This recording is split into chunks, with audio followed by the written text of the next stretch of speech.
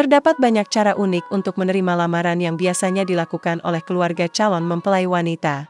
Sebagai contoh, kaum perempuan Diyar Akad di Iran memberikan permen sebagai simbol bahwa mereka menyetujui pernikahan. Sementara itu, ibu mempelai pria akan menghadiahkan selendang cantik kepada mempelai wanita sebagai simbol cincin untuk mengikat.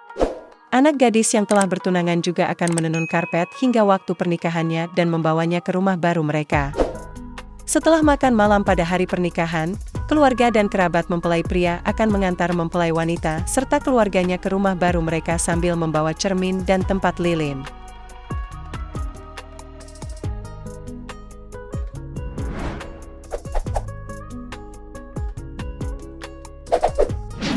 Kebiasaan menenun memintalda ini telah dilakukan secara turun-temurun oleh kaum perempuan desa Zar Az. Mereka menenun karpet dan kilim di waktu senggang. Bahkan, ketika musim dingin tiba dan mereka harus mengembara, mereka tinggal di tenda yang disebut behun, yang terbuat dari bulu domba. Karena kehidupan mereka yang nomaden, mereka harus mandiri dan membuat sendiri apa yang dibutuhkan dari bahan baku yang tersedia di alam. Default kerajinan tangan yang paling menonjol adalah barang-barang tenunan dari wol yang berasal dari ternak dan hanya diproduksi oleh kaum perempuan desa Zar Az. Selain karpet, kaum perempuan juga menenun berbagai barang seperti karung anyaman, tas pelana yang disebut korjin, kilim atau gelim, sejenis permadani dari Italia, dan juga pakaian. Karpet yang mereka buat diikat secara simetris dan ditenun dengan wol. Pada alat tenun tradisional, desain dan pola karpet masih sangat tradisional, terinspirasi dari alam dan lingkungan sekitar, seperti hewan, tumbuhan, hingga pola swastika. Kaum perempuan mengenakan pakaian adat yang berwarna-warni dan indah. Perempuan muda memakai pakaian dengan warna-warna cerah, sedangkan wanita paruh baya mengenakan pakaian dengan warna yang lebih gelap. Baju mereka dihiasi dengan 3 kancing di bagian depan dan mereka mengenakan rok yang panjangnya hingga di bawah lutut. Mereka juga mengenakan tali yang digantung dari belakang kepala hingga pinggang, dihiasi dengan berbagai jenis manik-manik dan hiasan lainnya.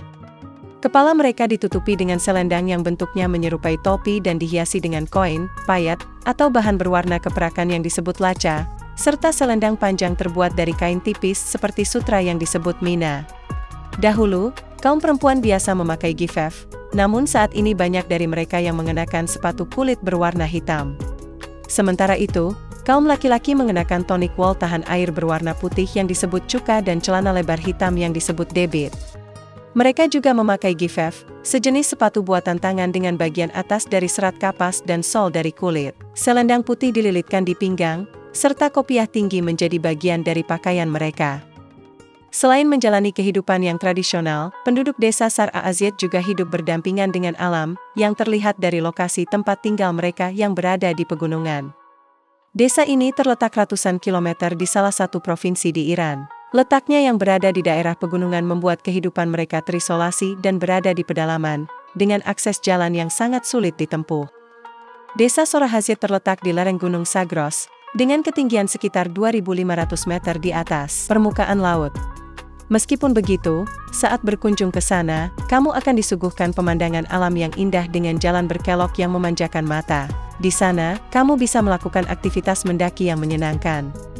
Namun, ada yang unik dari desa dengan penduduk sekitar 300 orang ini, yaitu bentuk rumah mereka yang bertingkat-tingkat mengikuti kontur lereng gunung. Hampir semua bangunan terbuat dari batu dan hanya memiliki 1 pintu. Selain itu, atap rumah-rumah tersebut terbuat dari tanah liat, yang kemudian menjadi atap bagi rumah yang berada di atasnya. Jadi, tidak heran jika kamu akan melihat anak-anak bermain di atas rumah lain yang menjadi halaman bagi rumah mereka. Tidak ada rumah yang dibangun dengan desain mewah, semuanya hampir seragam. Hal ini karena kehidupan mereka yang sederhana, yang belum tersentuh oleh pembangunan fasilitas umum seperti sekolah atau layanan kesehatan. Desa ini hanya hidup berkat adanya listrik yang sudah tersedia. Desa Zar Az juga sangat terisolasi ketika musim salju tiba, karena akses jalan menuju desa akan terputus total. Tidak ada kendaraan yang dapat mencapai desa ini saat salju turun. Jika ada penduduk setempat yang ingin bepergian, mereka harus membawa alas sendiri untuk menyingkirkan salju yang menutupi jalan.